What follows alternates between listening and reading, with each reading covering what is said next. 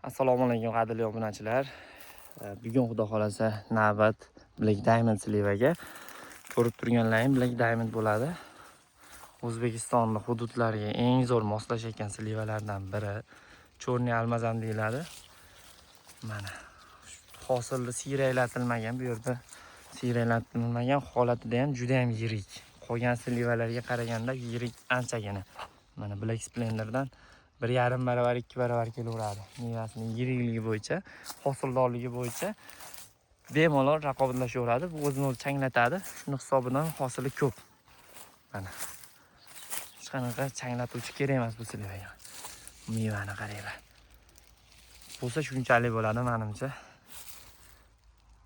Mevani olgan qaranglar. Ko'chatlari bor albatta. Kuz mavsumiga tayyor bo'lyapti ko'chatlari.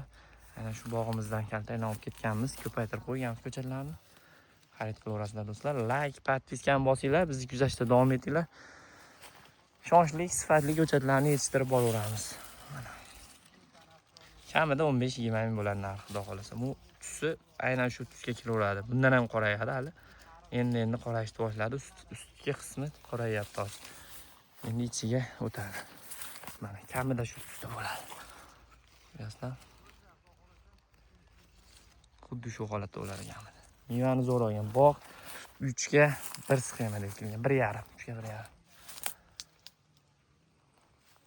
O'ta katta turna beraveradi.